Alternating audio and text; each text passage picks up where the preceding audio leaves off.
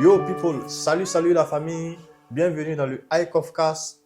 Encore une fois de plus, on reçoit mon cher et mon fidèle ami pour parler d'un sujet qui défraie la chronique. Et on reçoit, comme je l'ai dit tout à l'heure, mon frère, mon ami Zilo. Comment tu vas? Je vais très bien, mon frère. Merci. Comme je l'ai dit tout à l'heure, on va parler d'un sujet qui défraie la chronique. Il s'agit de l'homosexualité en bon français, communément appelé le Woubi en Côte d'Ivoire, qui aujourd'hui donne non seulement une mauvaise image du pays, mais aussi qui détruit la jeunesse. Dis-moi, quelle est ton opinion par rapport à cette situation? Merci, mon frère. Encore une fois de plus, merci de me recevoir chez toi à domicile. Très beau cadre. Je suis très ravi d'être toujours en ta compagnie quand il s'agit de donner mon avis sur des sujets qui défraient la chronique. Pour en parler, voilà, comme on appelle en bon français l'homosexualité. En nous aussi, chez nous en Côte d'Ivoire, on appelle ça le hobby. Voilà. Moi, mon avis sur ce sujet-là, c'est que je trouve que c'est une très mauvaise pratique parce que ce ne sont pas des pratiques qui sont dans nos mœurs. Nous sommes des Africains. On n'a pas été éduqués de cette manière. C'est en Europe ici où nous vivons que nous voyons ce genre de pratiques parce que eux, voilà, c'est dans leurs mœurs, c'est dans leur culture et tout et tout. Nous, on n'a pas été éduqués. Donc aujourd'hui, voir cela se déporter jusqu'en Afrique, dans notre pays, la Côte d'Ivoire, c'est choquant. Donc, pour mon humble avis, je ne suis pas homophobe, mais je condamne avec la plus fermeté cet acte ignoble. Voilà. Comme toujours, mon frère. Cela dit, il y a eu même des anciens du domaine qui ont décidé, par leur expérience, de conseiller aussi les enfants pour leur dire que ce n'était pas un bon truc, qu'il fallait qu'ils sortent de ce truc-là. Je ne sais pas si tu as un peu vu ça. Oui, évidemment.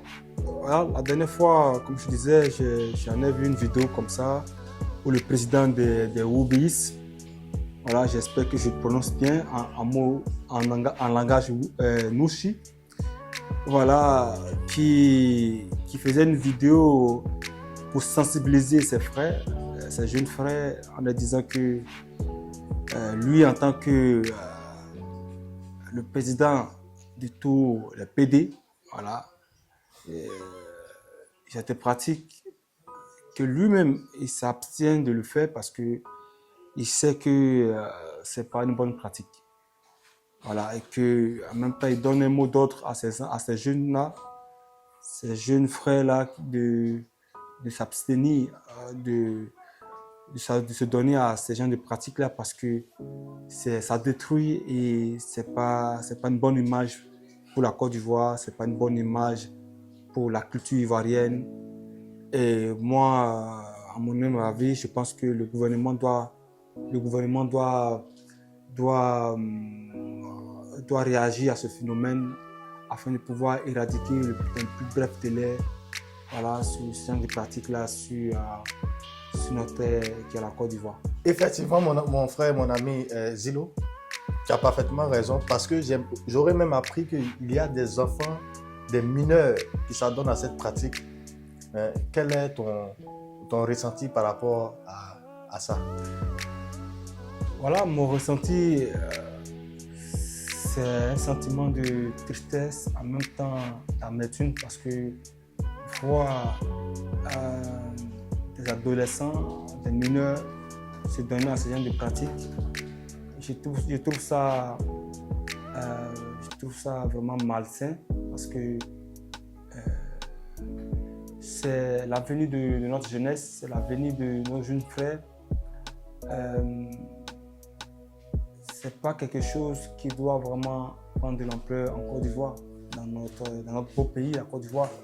C'est au gouvernement maintenant de pouvoir réagir, voilà, afin que toute personne qui s'adonnerait à ce genre de pratiques-là soit purement et simplement punie par la loi parce que nous ne sommes pas en Europe et on n'a pas les mêmes cultures que les Européens. Donc, de la même manière, les Européens n'acceptent pas, parce que nous on vit dans ce pays-là, on sait, ils n'acceptent pas de vivre avec 2 femmes, la polygamie. Pourquoi accepterons-nous l'homosexualité chez nous en Afrique si eux ne veulent pas accepter, ne pas reconnaître la polygamie? Donc, je trouve que c'est pas juste et c'est pas bien. Voilà, que ce genre de pratiques-là arrive sur notre territoire, dans notre pays, la Côte d'Ivoire, qui est un beau pays. Je pense que le gouvernement ivoirien va trouver une solution afin de pouvoir éradiquer ce fléau dans le plus bref délai. Effectivement. Mais moi, je pense que cela est dû tout simplement peut-être à la pauvreté ou à l'environnement dans lequel ces enfants-là sont. Effectivement, je t'emprunte le mot, c'est dû à la pauvreté parce que, imagine, en Afrique, nous avons des familles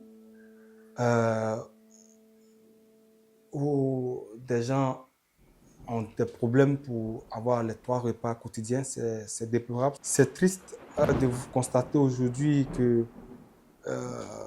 nos jeunesses s'adonnent à ça. C'est la pauvreté. Effectivement, tu as raison.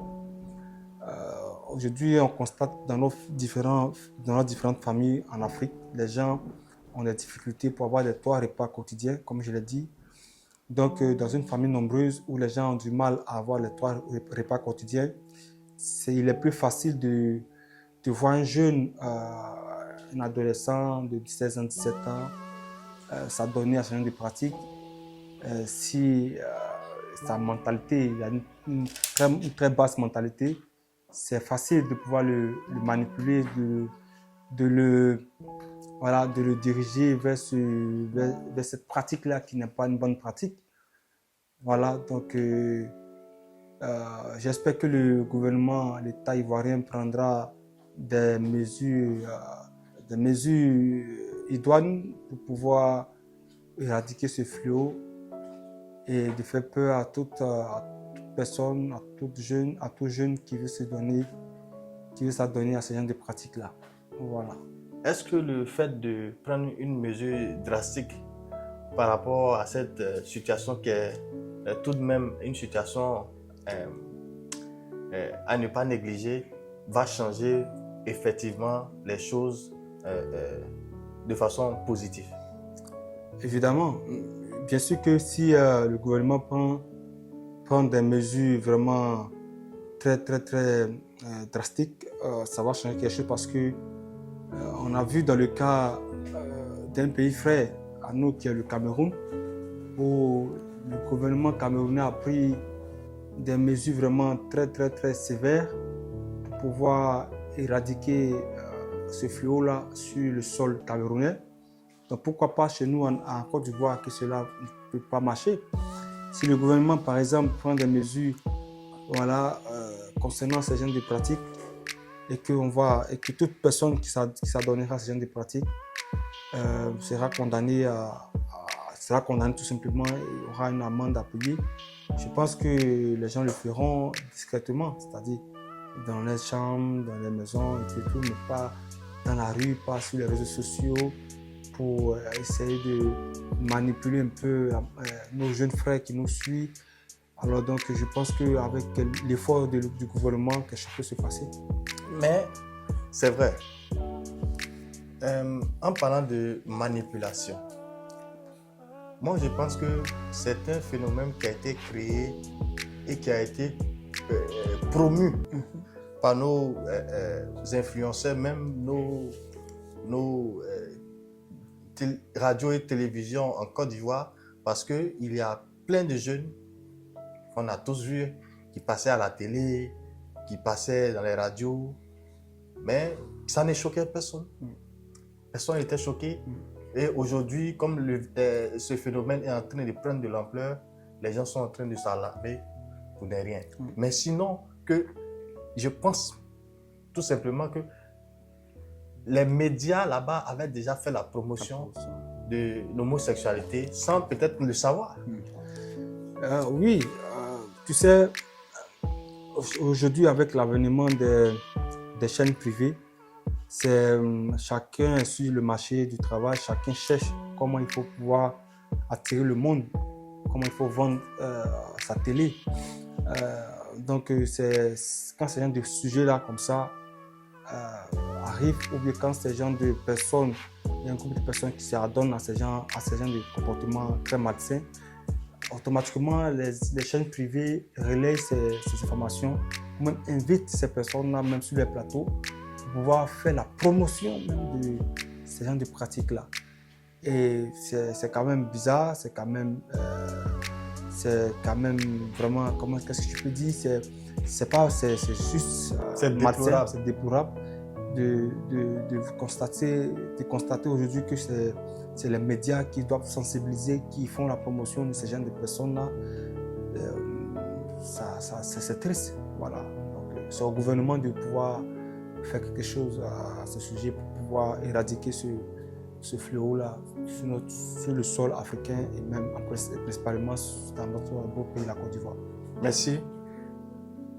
On ne va pas trop s'attarder sur ce sujet. Je pense que ce qui a été déjà dit a été déjà dit.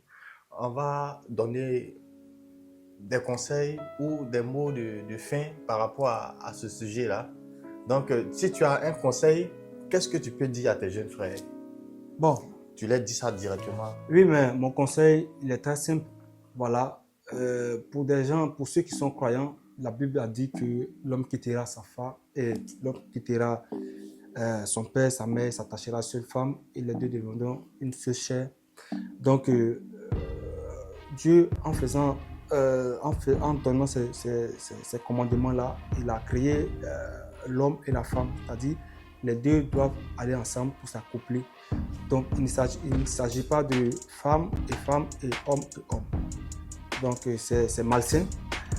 Et ces gens qui s'adonnent à ça, c'est des gens qui n'auront pas de longue vie. Voilà. Parce que quand tu te donnes à ce genre de pratiques malsaines, tu finis tôt ou tard très malheureux. Voilà. Donc, c'est déplorable. Voilà. C'est déplorable et je leur conseille tout simplement de quitter dans cette pratique-là. C'est une pratique qui n'honore pas l'Afrique et principalement la Côte d'Ivoire. Voilà. Merci mon frère Zilo.